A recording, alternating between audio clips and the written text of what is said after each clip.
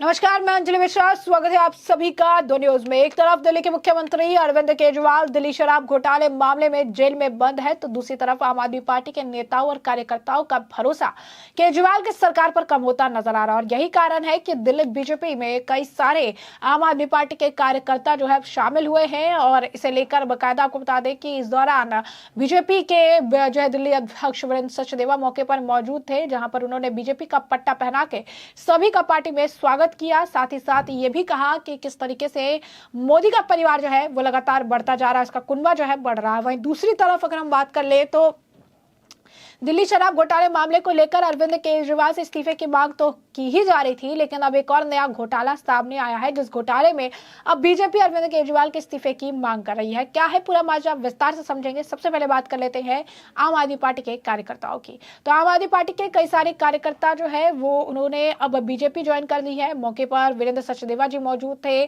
कई सारे और व्यक्ति जो है वहां पर मौजूद थे जिन्होंने जो है इन्हें बीजेपी ज्वाइन कराई। वीरेंद्र सचदेवा ने इन सभी को जो है बीजेपी का पट्टा पहनाकर बीजेपी में जो है इनका स्वागत किया, पहनाकर जो है उन सभी का स्वागत किया गया है। और साथ ही साथ वो कह भी रहे थे कि प्रधानमंत्री नरेंद्र मोदी के काम से प्रभावित होकर इन्हें जो है बीजेपी ज्वाइन करने का फैसला किया है। इस दौरान इस बार 400 पार, मोदी मोदी, जय श्री राम के नारे भी सुनाई दे रहे हैं। क्या कुछ और देखने के लिए मिला है, एक बार जरा नजर डालिए।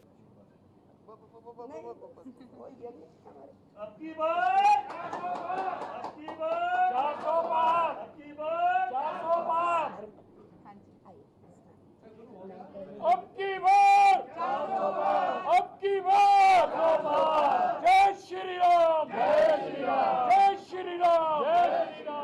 भारतीय जनता पार्टी जिंदाबाद, भारतीय जनता पार्टी जिंदाबाद। अब की बार भाई वीरेंद्र सचदेवा जिंदाबाद, नरेंद्र मोदी जिंदाबाद, नरेंद्र मोदी जी जिंदाबाद, नरेंद्र मोदी जी जिंदाबाद, भारत माता की।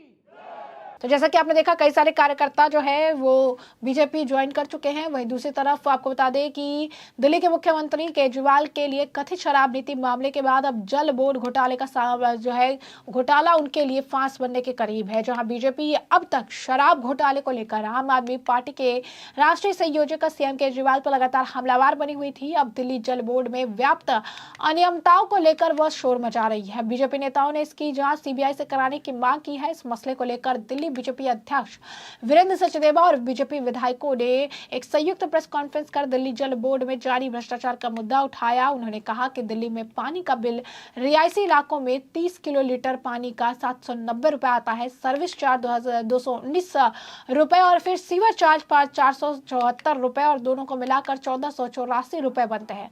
अगर प्रति किलो लीटर पानी की बात करें तो दिल्ली वालों को 49 रुपीज किलो लीटर होती है। मुफ्त पानी देने की बात करने वाली केजरीवाल सरकार 49 रुपीज प्रति किलो लीटर पानी दे रही है। कमर्शियल में 1 किलो लीटर पानी के लिए लगभग 80 रुपए के आसपास देना पड़ता है। वीरेंद्र सचदेवा ने कहा कि बीजेपी लंबे समय से कहती आ रही है कि दिल्ली जल बोर्ड का घोटाला शराब घोटाले से बड़ा है।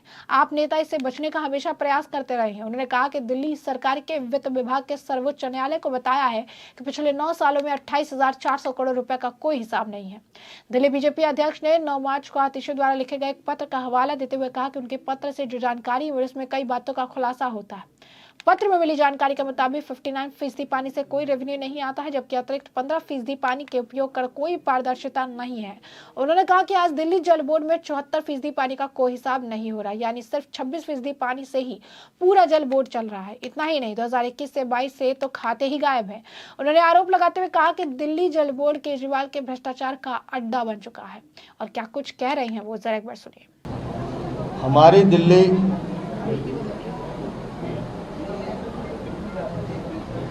या मेरी दिल्ली कहें, उसके माथे पर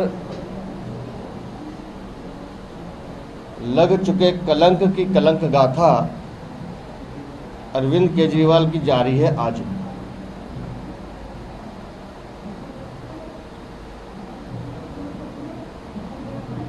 हम शराब से शीश महल तक के सफर की उनकी जानकारी तो देते रहे। कल हमने जल बोर्ड और स्वास्थ्य विभाग की भी पोल खोली थी। जो जो मुद्दे दिल्ली की जनता से जुड़े हुए हैं, जो जो मुद्दे दिल्ली की जनता को प्रभावित करते हैं, हर उस मुद्दे में अरविंद केजरीवाल और आम आदमी पार्टी विफल रही। लेकिन कल जब माननीय न्यायालय ने टिप्पणी की है शिक्षा विभाग को लेकर, अगर थोड़ी सी भी गैरत हो अरविंद केजरीवाल में तो तुरंत इस्तीफा देना चाहिए। उन्होंने पूरी की पूरी सरकार को कटघरे में खड़ा किया है माननीय न्यायालय ने। माननीय न्यायाधीश ने टिप्पणी करते हुए कहा है कि सिर्फ दावे हैं, जमीन पे कुछ दिखाई नहीं देता। टूटे हुए बेंचेस हैं, किताबें हैं नहीं, वर्दी मिल नहीं रही है, और एक कक्षा में 144 बच्चे कैसे पढ़ सकते हैं? भेड़ बकरी को तरह ठूस के आपने डाल दिया है। ये अरविंद केजरीवाल का शिक्षा क्रांति मॉडल है।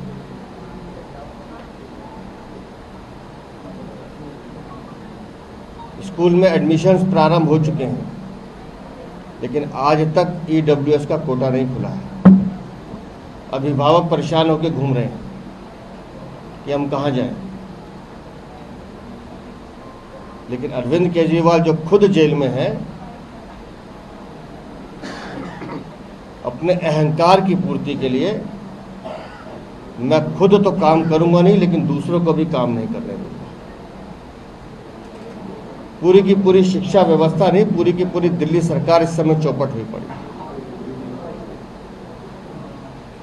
काम करने की किसी की नीयत नहीं है, पैसा कैसे कमाना है उसकी तरफ ध्यान जाता है। भ्रष्टाचार कैसे कर सकते हैं, और शिक्षा व्यवस्था में भी भ्रष्टाचार का खुलासा हम लोग पहले भी करते रहे। मनोज भाई भी बता चुके हैं कि 7,000 से ज्यादा कमरों का टेंडर होता है, 4,126 कमरे बनते हैं, उसमें भी बाथरूम को शिक्षा का कमरा दिखा दिया जाता है। बार बार ठेकेदारों के पैसे बढ़ाए जाते हैं। लेकिन कल जो माननीय न्यायालय ने टिप्पणी की है, ये किसी भी गैरतमंद आदमी के लिए शर्म से डूब मरने की बात है। लेकिन मैं हैरान हूं कि बेशर्मी की ये सरकार इनके कानों पे जू नहीं रेंगे। निर्लज्जता से एक ही बात को बार बार रोना, बस।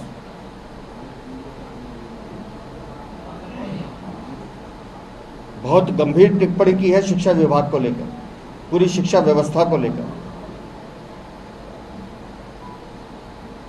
और मैं आप सबके माध्यम से मांग करता हूं, अरविंद केजरीवाल को तुरंत इस्तीफा देना चाहिए, और इस पूरे जो शिक्षा विभाग है, जो भी पूरी शिक्षा व्यवस्था है, इस पूरे घोटाले की जांच होनी चाहिए कि क्या कारण है कि एक ही कमरे में 144 बच्चे बैठने को मजबूर हैं। कहाँ है टीचर? क्यों वो नियमित नहीं होते? गेस्ट टीचर कब से धक्के खा रहे हैं, लेकिन उनको नियमित नहीं किया जाता। समर्थ शिक्षा अभियान में जो हमारी बहनें काम कर रही हैं, उनको नियमित नहीं किया जाता। लेकिन स्कूलों में एसएमसी बनाकर अपने गुंडों को डालने का काम अरविंद केजरीवाल ने किया, उनकी शिक्षा मंत्री ने किया।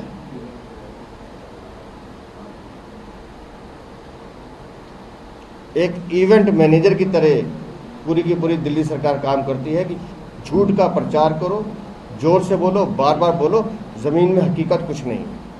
तो जैसा कि आपने सुना, उन्होंने आरोप लगाते हुए कहा कि 2013 से जल बोर्ड के शुरू हुए घोटाले का खेल आज तक उस जगह पहुंच गया है। अब जल बोर्ड 73,000 करोड़ रुपए के कर्ज में है। इसकी पूर्ति के लिए दिल्ली की जनता को ठगने का प्लान भी तैयार कर लिया गया है। उसका कहना है कि एक तरफ दिल्ली की जल मंत्री आतिशी कहती है उन्हें पैसा नहीं दिया जा रहा, जबकि दूसरी तरफ साल 16 से 17 में अब तक जल बोर्ड के खाते का ऑडिट ही नहीं कराया गया है। उन्होंने तंज कसते हुए कहा कि आतिशी को जो है इतनी ज्यादा जल्दी रहती है। उन्होंने कहा कि आतिशी को इतनी समझ तो होनी चाहिए कि ऑडिट के बिना असीमित समय तक किसी भी सरकारी विभाग को पैसा देना कानूनी है, गैर कानूनी है। इस कारण आज जल बोर्ड के घोटाले जैसी स्थिति बन गई। वीरेंद्र सचदेवा ने कहा कि केजरीवाल सरकार दिल्ली के लोगों पर प्रतिवर्ष 5% टैक्स सरचार्ज बढ़ाकर अपने आर्थिक घाटे की वसूली करती है। इसी कारण रिहायशी इलाकों में 4 दिन पहले ही जल इंफ्रास्ट्रक्चर चार्ज बढ़ाया गया है। उन्होंने कहा कि 16 अक्टूबर 2020 से 200 स्क्वायर मीटर के खर्च 2,15,200 रुपए था, जो अब 3,84,320 रुपए हो गया है। इतना ही नहीं, कमर्शियल प्रॉपर्टी 3,28,800 रुपए था, तो जिसे 5,16,480 रुपए कर दिया गया है। तो ये जो है उनके द्वारा कहा गया। वहीं दूसरी तरफ मौके पर मनोज तिवारी भी मौजूद थे, बीजेपी के नेता, तो उनका भी क्या कुछ कहना। वो बहुत ही चिंताजनक बात है। एक क्लास में 144 बच्चे, ये दुनिया की सबसे निम्न स्तरीय शिक्षा व्यवस्था है। मेरा मानना है कि ऐसी व्यवस्था के लिए जिम्मेदार कौन है? ऐसी व्यवस्था का जिम्मेदार वो लोग हैं जो शिक्षा के मामले में ऐसे ऐसे दावे करते रहे कि सुनने वाले को लगता है कि ये पता नहीं किस लोक से ये शिक्षा व्यवस्था आई है। और आज जब ये जानकारी आई है, जब माननीय कोर्ट ने फटकार लगाई है, ऐसा नहीं कि इसकी जानकारी लोगों को नहीं है, सारे गार्जियन को है। हमने इस क्षेत्र में अपना पहला सेंट्रल स्कूल जब लोकार्पित किया है, आपको जान करके आश्चर्य होगा किस प्रकार से लोग सेंट्रल स्कूल की तरफ भाग रहे हैं कि इस समय फॉर्म मिल रहा है तो लोग वहीं पे कंबल वंबल बिछा के रात दिन बैठ रहे हैं। उनका जैसे पूरी तरह से विश्वास उठ गया है दिल्ली सरकार के स्कूल से, नहीं मेरे बच्चे का किसी तरह से सेंट्रल स्कूल में दाखिला दे दो।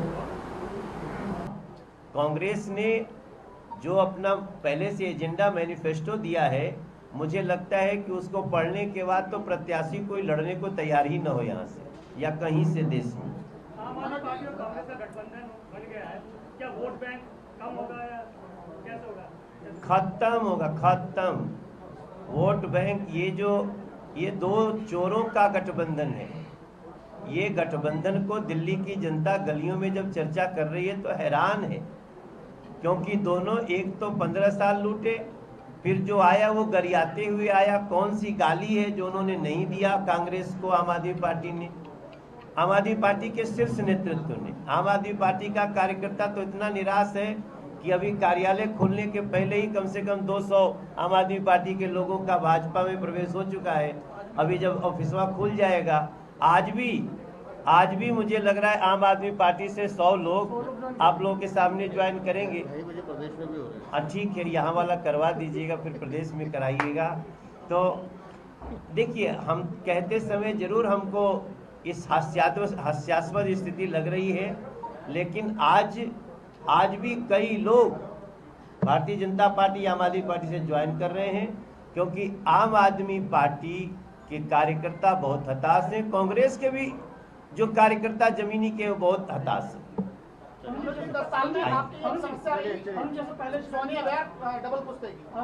उसको हमने अपने एजेंडे में लिया है और उसको हम अपने अगले कार्यकाल देती है जनता हमको बढ़िया से, तो हम उसको पहले साल भर में उसको करके देंगे। उन्होंने कहा कि दोनों पार्टी जो है वो लुटेरी पार्टी है। एक ने 60 साल लूटा तो दूसरे ने उसे सिर्फ गाली देने का काम किया और आज ये दोनों एक साथ गठबंधन कर बैठ चुके हैं। साथ ही साथ उन्होंने बताया कि घोटाला किस तरीके से बड़ा घोटाला है और इस मामले को लेकर जो वहां पर प्रेस कॉन्फ्रेंस है उसमें उन्होंने कहा कि इस मामले को लेकर अरविंद केजरीवाल को अब इस्तीफा दे देना चाहिए, क्योंकि बैक टू बैक इनके कई सारे घोटाले सामने आ रहे हैं। तो ऐसे में हमने आपको जो पूरा मामला है विस्तार से बताया कि पूरा मामला क्या है। इस मामले पर अब आपकी भी जो राय हो हमें कॉमेंट सेक्शन में कॉमेंट करके जरूर से जरूर साझा करिएगा। धन्यवाद।